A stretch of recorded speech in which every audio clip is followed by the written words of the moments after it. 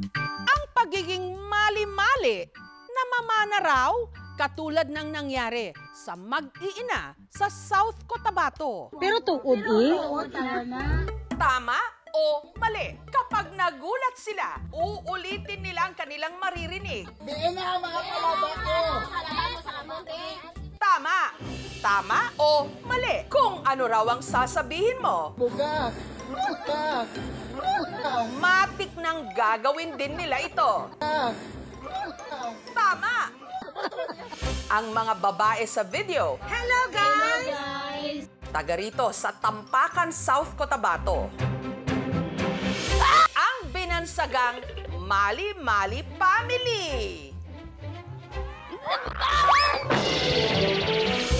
Approve ka, KMJS? Approve ka, KMJS. Babanggit ko ng pangalan. Ako, mali. Ako, pare. Ako. So, ang... Paano pangalan mo? Susana. Ano ni? Dua-dua ako. Ay, ambot ah. Ano po yung nararamdaman nyo ngayon? Parang gano'n. Ay, naingay.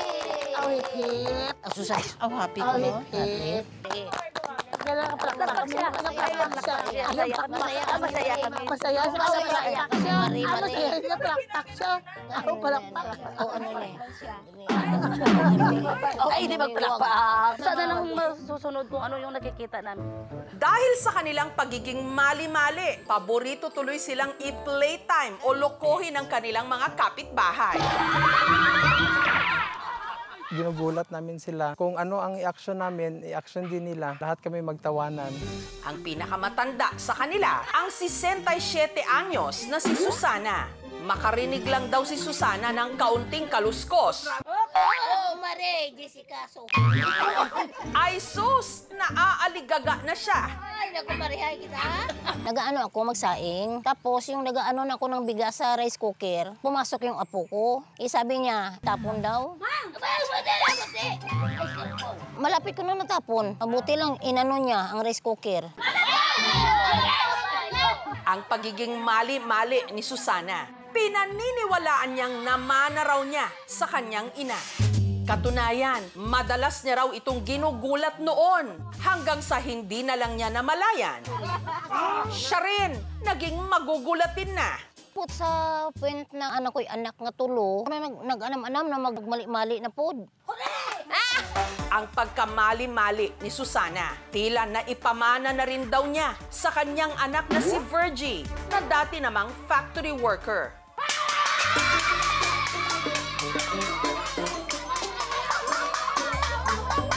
Ang ginatrabahoan ko, abi nga kaning sa Jinsan. Nang yung bowl bala na ano ma'am, 5'5" na stainless. Pero may namahulog ang mga sartin. Di ako aram ko sa production. Pero maminti ko siya na makibot. Ang kapatid ni Virgie na si Mary Ann, mali-mali rin katulad ng kanilang nanay Susana. Ay, masuk. Ay, nagahulog ang gold. Ay, nagahulog ang gold. Dirawan, nagaulan, kwarta ma'am. Ay, ulang kwarta ma'am. Ay, may gold. Gamay lang lagpok, bala ang mabatian ko. Ano ko dayon, daw gapanik ko dayon.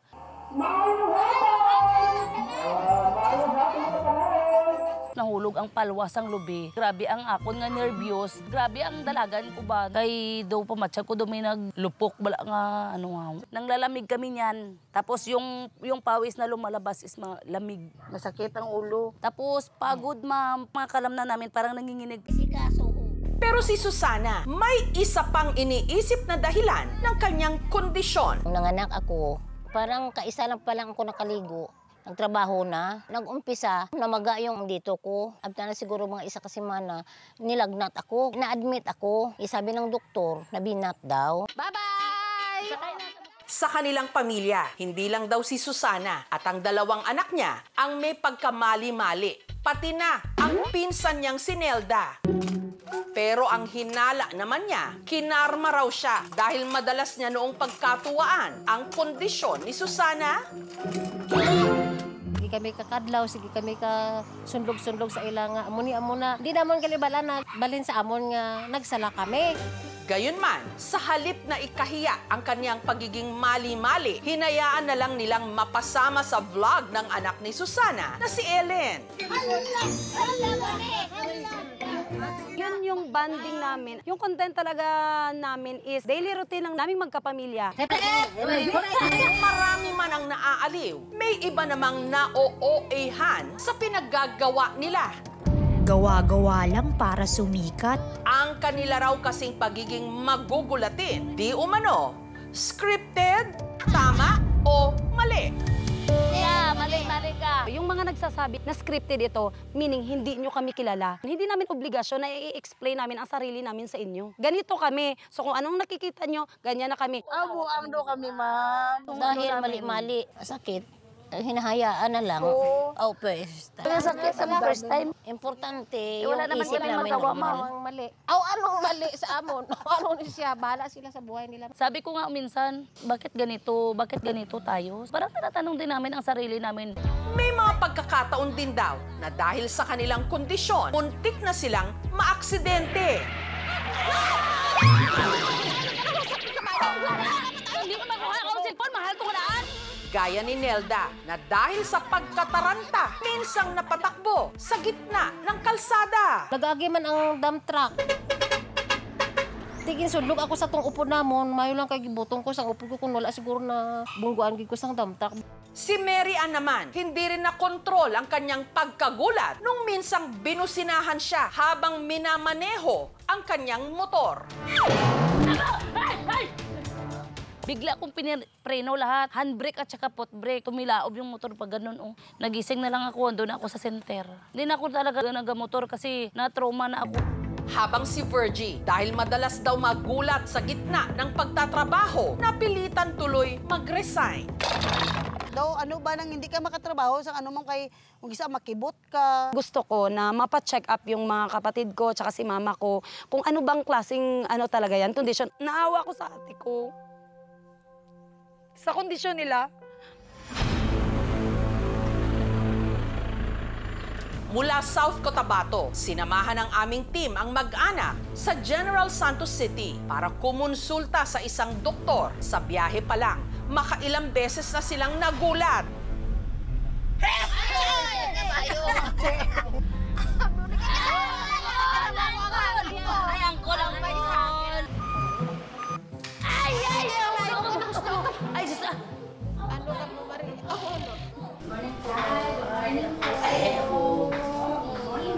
Ayon sa doktor, ang mag-anak, posibleng may kondisyon na kung tawagin, Lata Syndrome. Sa lingwahe natin, mali-mali or sala-sala, may kinalaman sa traumatic experience and also psychological and environmental influences. Having even one family member put high risk to everybody down the line. Pero paglilinaw ng doktor, hindi rin daw ito dahil sa binat o karma. May tinatawag tayong postpartum depression or anxiety. Having mental health problem put also at risk yung patients. Gayunman, may paraan naman daw para mabawas-bawasan ito. We give up soft drinks, chips, chocolates, coffee, tea because it can produce a hyper response and also sobrang pagod, huyat, malipasan ng gutom, stress, avoid the triggers, nagugulatin, kasi they cannot control it. So they can be abused. This is an eye-opener to us that this condition talagang nag-i-exist. Ako nagpasalamat man ako nga naklaruhan nga kami mga normal. Inang nabalaan na namon, kag na-prove na namon sa tao, hindi gali kami mga buang-buang. Buga. Sa content namin, magkakaroon talaga kami ng adjustment. Kasi mas importante pa rin talaga ang health ng aking pamilya. Sa kabila ng pagiging mali-mali, sina Susana, may nagagawa pa rin naman daw na tama. Yung mga anak ko, 6 sila lahat. Mga mababait din sila. Mapagmahal sila sa bawat isa. Sana hindi na magpunta pa sa next generation namin ba? Sana sa amin na lang yan sana. Oh, Mare, Jessica, Soho. Mas madalas nga lang na napapansin ang mga pagkakamali. Pero may ilang hindi naman ito sinasadya. Kaya imbes na pagtawanan, sa maayos na pamamaraan, mas mabuting ito'y itama.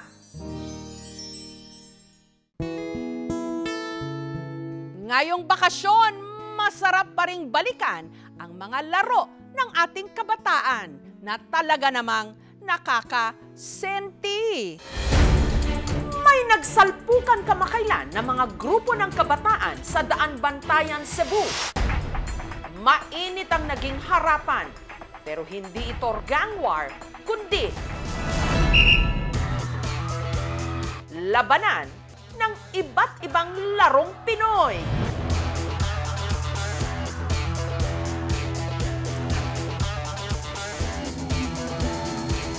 Ito ang kanilang taunang sangguniang kabataan Olympics.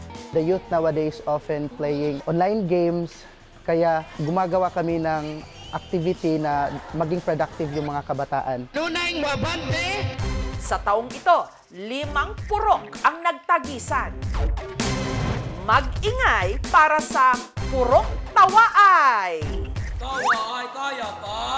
Yahoo! Small but terrible naman daw ang mga tiga-purok Tangige. Girl power ang ipinangtapat ng mga tiga-purok Suno.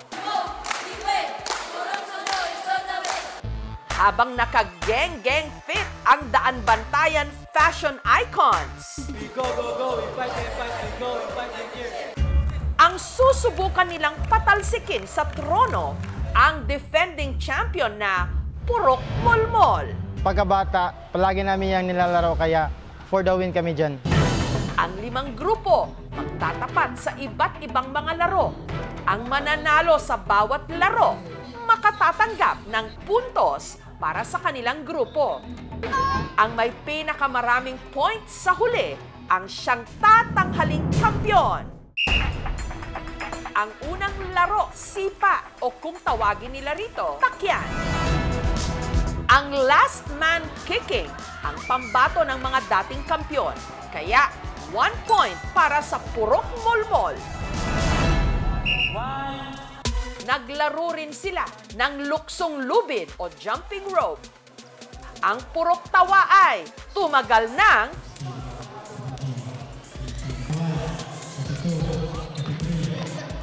33 seconds. Pero nang sumalang ang Purok Molmol, namumuro na ang mga defending champion.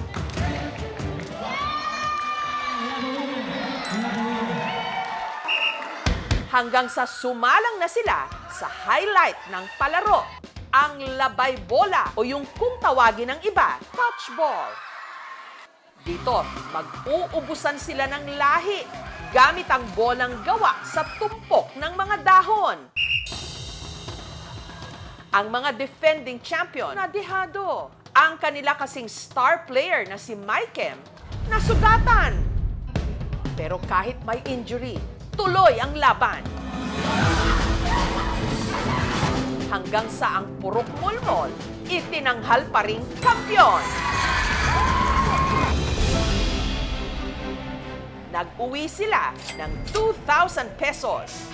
Iponin namin ito at gagastusin sa aming mga palaro din sa aming purok. Masaya kami na may ganitong activities kasi para kami bumalik sa pagkabata. Ang mga kabataan naman dito sa Mahayag, Zamboanga del Sur, simple lang daw ang kasiyahan.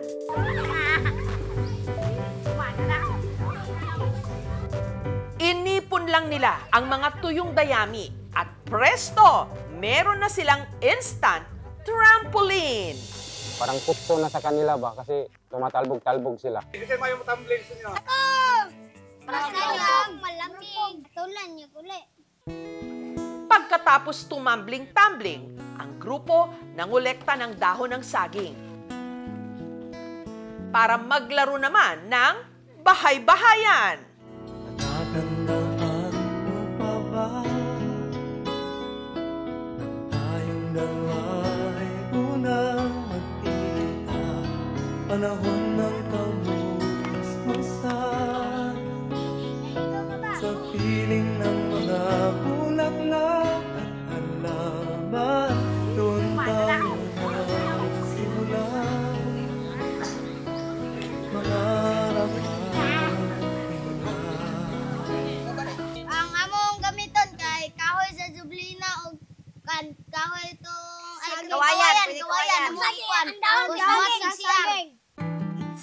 kanilang kusina. Nagluto ang mga bata. Lapok gilingid. Huwag ka maglingid. At hindi pa raw sila tapos. Sunod kasi nilang pinagdiskitahan ang mga nalaglag na tuyong dahon para sakyan at magpadaos-dos. Dahil umulan, mas lalong dumulas ang kanilang pinagpapadaos-dusan.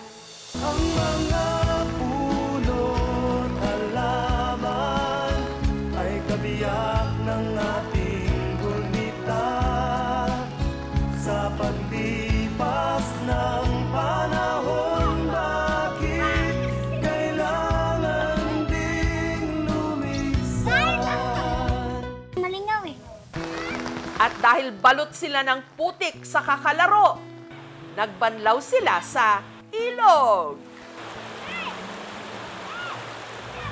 Panahon ng pagkakataon ay babalik ba ang kahapon? Ang sarap namang maging bata ulit.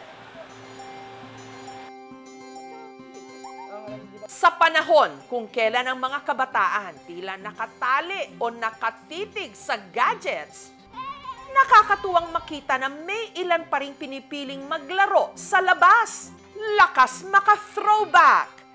Kaya naman marami ang nasenti sa TikTok videong ito. Ikaw ay nagbalik, tulad ko rin ang iyong pananabik, makita ang dating kanlungan.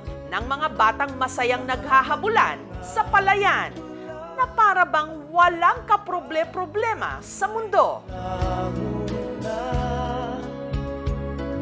Saan nahanapin pa? Ang drone footage, kuha ng videographer na si Julian dito sa kanilang barangay sa Urdaneta City sa Pangasinan. Pumunta ako sa bukid, nare-reminisce sa akin habang nakikita ko yung mga bata naglalaro. Dahil ako bilang dating bata na palalaro rin sa bukid. Kaya kinuhanan daw sila ni Julian ng drone shot.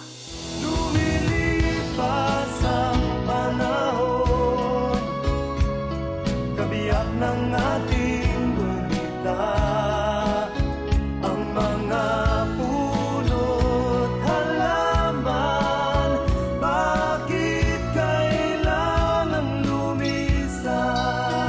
Gusto kong bigyan sila ng video na paglaki nila, mapapanood nila to at maaalala nila yung mga masasayang moments nila nung bata pa sila. Ang mga bata sa video, ang barkada ni JP. Tumatakbo na po kami dun sa bukid kapag fornap. Atay ko lang tayo sa bukid. Mas masaya po dito, mas malawak po. Habulan daw ang nilalaro nila sa nag-viral nilang video. Pero ang paborito raw nila talaga, tumbang preso.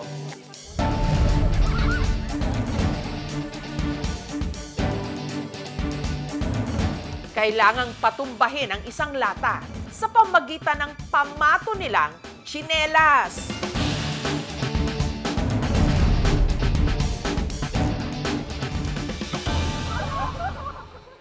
Pero si JP na maliit, dehado. Bagal po akong tumakbo. Kaya madalas po ako taya. Naduga po sila eh. May nagigigam ng bado. Nasaan ko po yung taya. Burot, sinasabi po na. Ang mga pulot halaman ay kabiyak ng ating gulita sa paglipas ng panahon. Bakit kailangan ding lumisan? Mas masaya maging bata. Minsan, ang problema mo, kung makatakas ka sa nanay para pupunta sa kapitbahay, makipaglaro, yun lang ang basic na problema. Pag lumaki ka na, maraming obligasyon. Para sa akin, kung pwede palang bumalik sa maging bata, gusto kong bumalik kasi ang saya maging bata. Ngayong bakasyon, maraming mag-uuwian sa kani-kanilang mga probinsya. At kapag makita ang mga dati nilang palaruan, muling manunumbalik ang kabataan. Lumilipad Lumipas ang panahon, kabiyak ng ating gunita. Kung kailan ang mga ito lang ang ating nilalaro, hindi pa ang laro ng buhay. Lumisan, panahon ng pagkakataon, babalik ba ang kahapon?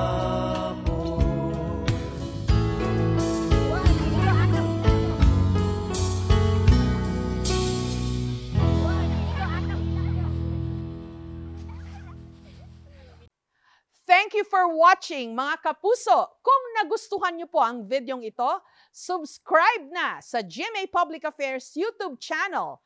And don't forget to hit the bell button for our latest updates.